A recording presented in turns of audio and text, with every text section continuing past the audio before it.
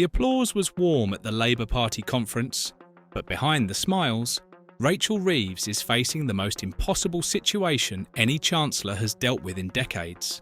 She needs to find £30 billion, and she's already promised not to touch income tax, national insurance, or VAT. So where's the money coming from?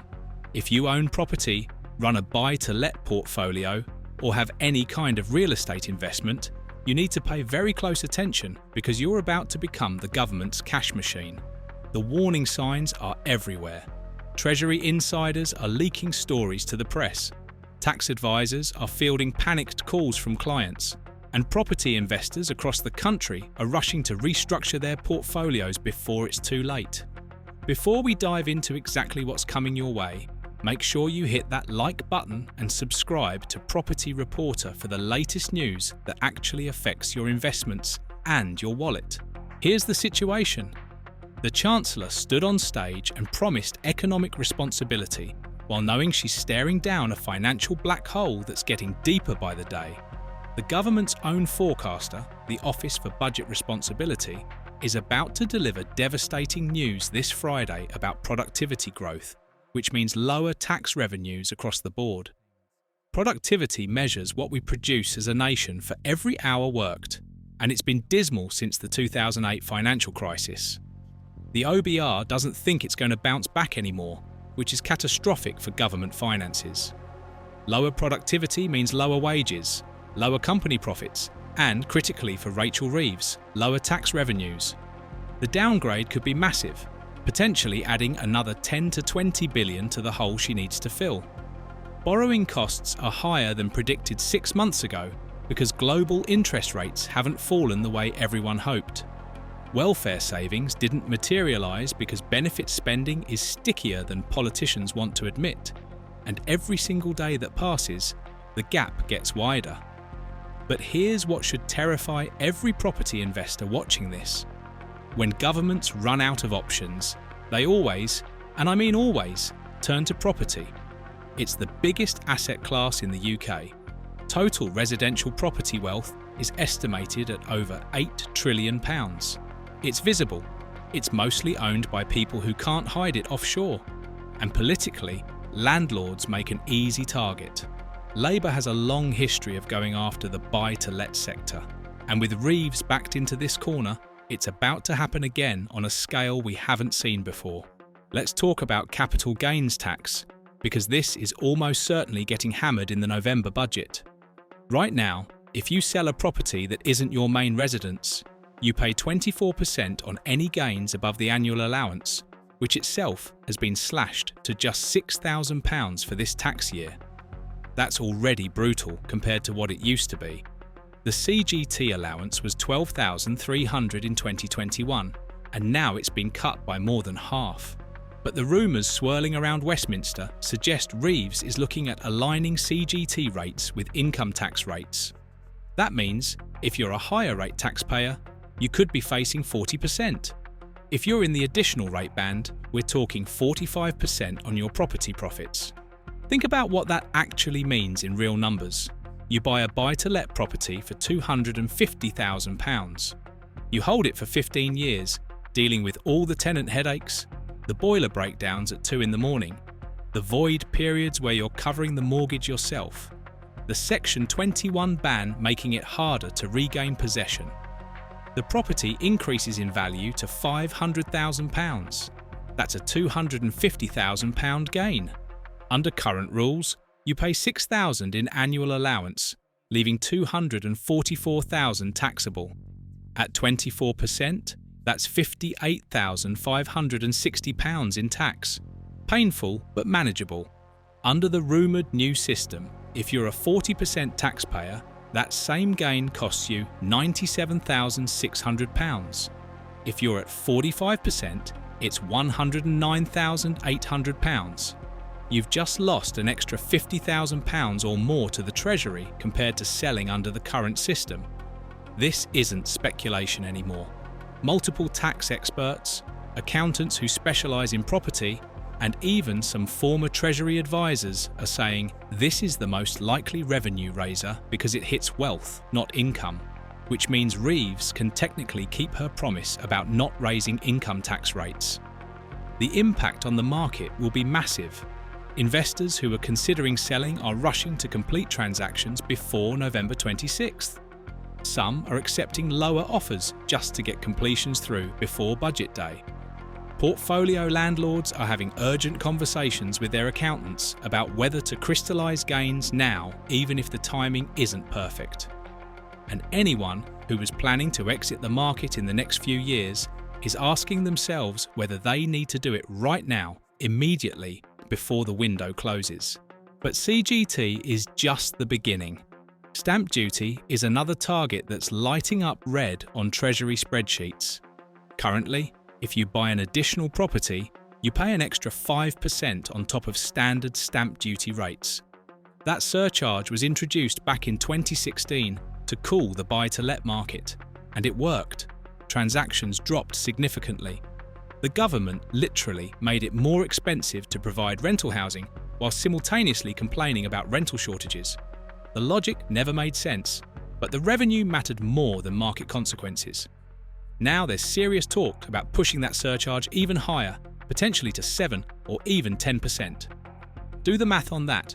Buy a property for £400,000 as an additional home, and under current rules, you're paying 5% on the first £125,000, then 10% on the next slice up to £250,000, then 15% above that, because of the 5% surcharge stacking on top of standard rates. That comes out to around £25,000 in stamp duty. If they increase the surcharge to 10% instead of 5%, you're suddenly paying close to £40,000. That's money you're never getting back. It's not an investment, it's not adding value to the property, it's just gone straight to the Treasury. And it fundamentally changes the calculations on whether a property deal makes sense. For professional landlords adding to portfolios, this could make expansion virtually impossible. The yields you need to justify a purchase become unrealistic. For people buying second homes or holiday lets in places like Cornwall or the Lake District, the numbers stop working entirely. You might love having a coastal cottage, but can you justify paying an extra £20,000 in tax just for the privilege of buying it? The property market runs on transactions, and every time government increases stamp duty, liquidity dries up. Sellers can't find buyers willing to pay the inflated costs. Properties sit on the market longer. Prices stagnate because buyers factor the tax into what they're willing to offer, and the entire market loses momentum. Estate agents see fewer viewings. Mortgage brokers process fewer applications. Conveyancers have less work. The ripple effects damage the entire property ecosystem, all to raise some short-term Treasury revenue. Then there's inheritance tax, and this is where things get really nasty for anyone building a property portfolio to pass on to their kids. Currently, estates worth more than £325,000 get hit with 40% inheritance tax. There's an additional residence nil rate band of £175,000 if you're passing your main home to direct descendants, meaning a couple can potentially pass on £1 million tax-free if structured correctly. But here's the problem. That's total estate value, and for property investors, portfolios can easily exceed those thresholds. Property portfolios held in personal names are fully exposed to inheritance tax. If you've built a portfolio worth £2 million over your lifetime, you pass away and you're single. Your family is looking at roughly £670,000 in inheritance tax after allowances. If you're married and your spouse has already died, using both allowances might reduce that, but you're still facing a massive bill. Your family could be forced to sell properties in a fire sale just to pay the tax within the 6-month deadline. They might have to sell good, cash-flowing properties at below market value because they're desperate for liquidity. They might lose properties you spent decades building. Now the speculation is that Reeves might tighten the existing reliefs or make it harder to use legitimate structures to reduce IHT exposure. She might reduce the residence nil rate band, taking it back down or eliminating it entirely. She might change the rules around gifting property before death, extending the 7-year rule or adding new restrictions. She might increase the headline rate from 40% to something even higher, though that seems less likely politically. Every option on the table makes it harder to pass property wealth to the next generation. And here's the cruel irony. These portfolios were often built specifically to create generational wealth, to give families security and income, to ensure your children and grandchildren had assets and opportunities. But the tax system is increasingly designed to strip that wealth away the moment you die. The government wants to tax your income when you earn it, tax your property gains when you sell, and then tax whatever's left when you pass it on. At some point, you have to ask whether building wealth in the UK even makes sense anymore when the system is designed to confiscate it. Remember when the Chancellor stood up and said she wouldn't raise income tax, national insurance, or VAT? That sounds great until you realise what it actually means for anyone with assets. Those 3 taxes make up the vast majority of government revenue. Income tax brings in around 250 billion per year. National insurance adds another 160 billion. VAT contributes around 160 billion. Together, that's over 570 billion out of roughly 1 trillion in total tax revenue. If she can't touch them, and she needs an extra £30 billion, she has to go after everything else. And in the UK, wealth means property. It's that simple. The average person's biggest asset is their home. For investors, it's their portfolios. For older generations, it's the house price growth they've benefited from over decades. All of that is now in the crosshairs, because Reeves has publicly ruled out the easy options. She even confirmed in an interview that gambling taxes are going up, describing it as firms paying their fair share. She admitted she's never placed a bet in her life, which tells you everything about how out of touch she is with ordinary people. But that's beside the point. Gambling tax rises might raise 2 or 3 billion at most. Where's the other 27 billion coming from? Property. Business taxes on companies, though she's ruled out corporation tax rises. Pensions, which we'll get to. Assets, wealth, capital. There's literally nowhere else to go. And property is the easiest political target because landlords don't have much public sympathy, even though they provide homes for millions of people who can't or don't want to buy. Section 24 still haunts landlords like a ghost that won't leave. And there's genuine fear it could get even worse. For anyone who doesn't know the history here, this was the rule change that removed mortgage interest relief for landlords, introduced gradually from 2016 and fully implemented by 2020. Before Section 24, you could deduct your full mortgage interest from your rental income before calculating tax. It made sense because mortgage interest is a legitimate business expense, just like it is for any other business. After Section 24, you can only claim a 20% tax credit on mortgage interest, and you pay tax on the full rental income. This absolutely destroyed the finances of higher-rate taxpayer landlords. Some saw their tax bills triple overnight because they were suddenly paying 40% tax on income that wasn't really income at all, just money passing through to the mortgage lender. Thousands of landlords left the market entirely because their properties went from profitable to loss-making. Some were forced to sell at the worst possible time. Others restructured into limited companies, paying thousands in legal fees and stamp duty to move properties across. The policy was sold as targeting wealthy landlords, but it actually hammered ordinary people with 1 or 2 rental properties trying to build retirement income. And now there's speculation that Reeves might go even further. She could restrict relief on other property expenses like maintenance, repairs, or letting agent fees.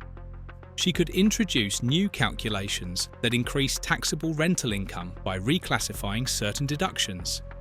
She could create new surcharges specifically targeting buy-to-let landlords, maybe a special additional income tax rate just for rental income.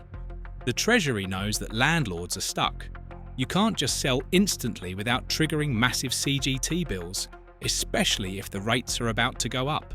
You can't easily restructure without enormous costs, so landlords become a captive revenue source that government can keep squeezing year after year. It's like they've realised they have a group of people who are financially committed to staying in the market and therefore can be taxed relentlessly.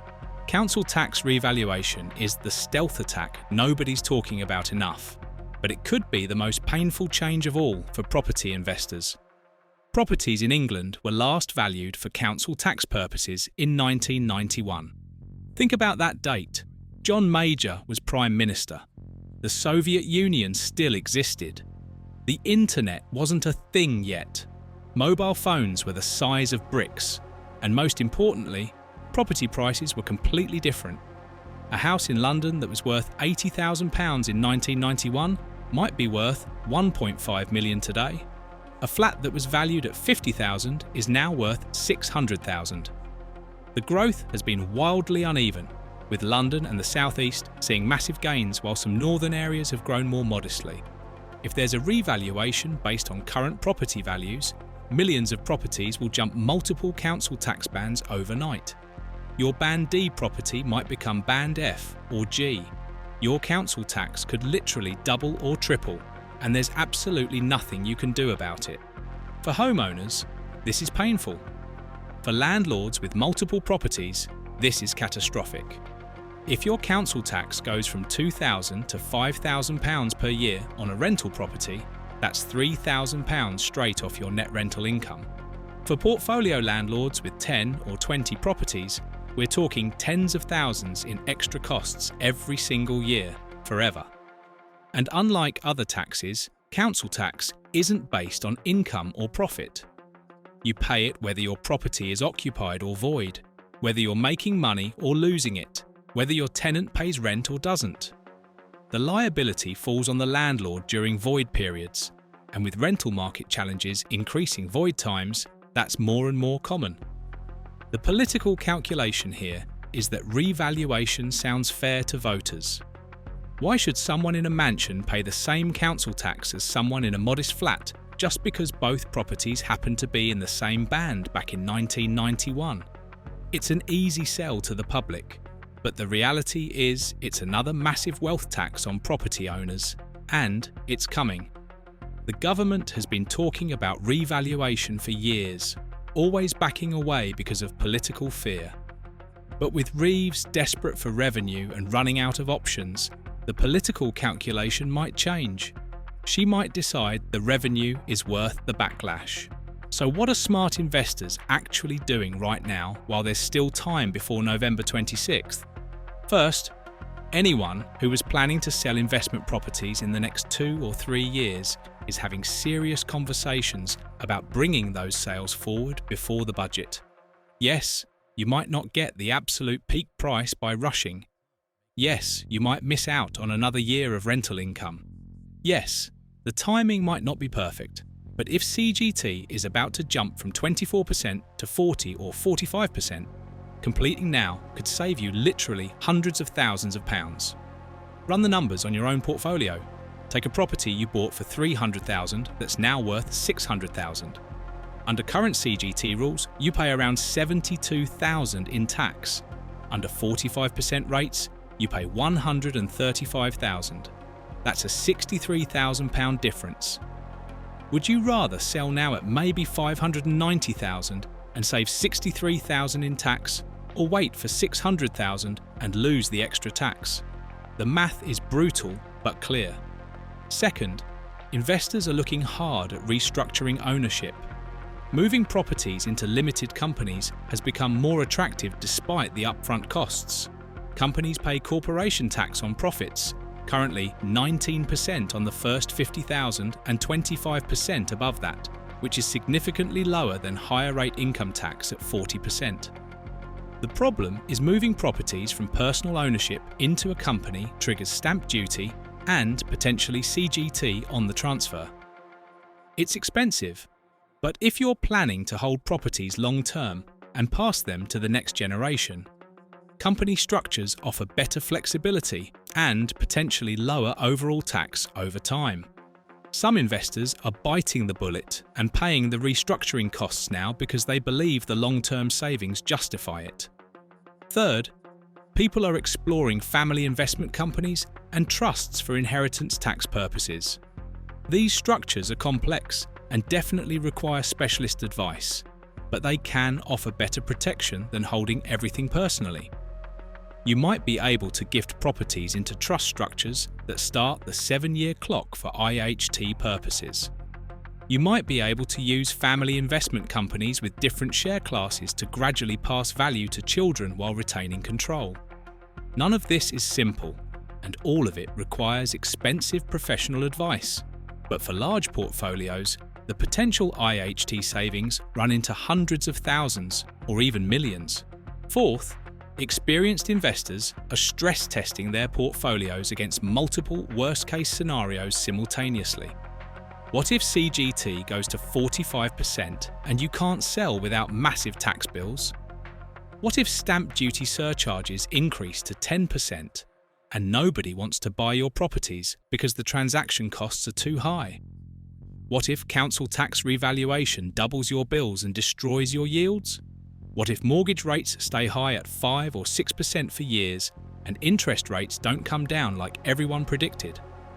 What if rental income growth slows or even reverses in a recession? What if Section 24 gets tightened further and you lose more deductions?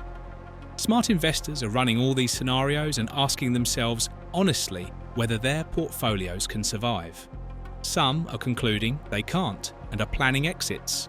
Others are identifying which properties are most vulnerable and considering selective sales to reduce exposure.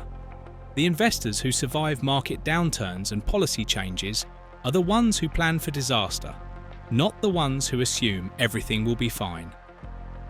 Fifth, and this is controversial, but some experienced property investors are genuinely considering whether the UK market is worth the hassle anymore compared to opportunities overseas.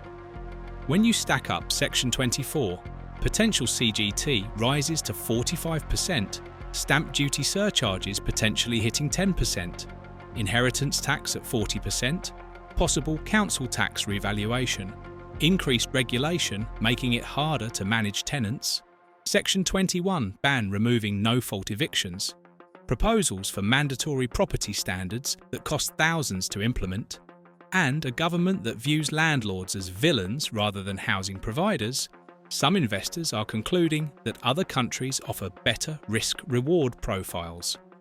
Places like Portugal, Spain, parts of the United States, or even emerging markets in Eastern Europe offer better tax treatment, stronger property rights, and governments that don't actively hate landlords. Obviously, international property investment brings its own complexities around currency risk, legal systems, and management challenges. But the conversation is happening in investor circles in ways it wasn't 5 years ago. The budget is on November 26th, which feels impossibly far away when you're worried about your portfolio, but it's also alarmingly close when you think about how long property transactions take to complete. Between now and then, every property investor in the country is holding their breath, checking news websites obsessively, and gaming out different scenarios.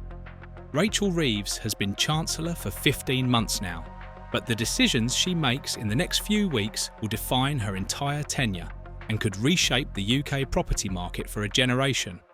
She's not personally responsible for 15 years of economic underperformance since the financial crisis. She's not responsible for global interest rates staying higher than expected or trade wars initiated by other countries. But she absolutely did make specific promises about taxes during the election campaign that have now backed her into a corner where property investors are the obvious, perhaps only target. The Economist interviewed her, and she basically confirmed what everyone suspected. Gambling taxes are going up, which is fine, but that's nowhere near enough money.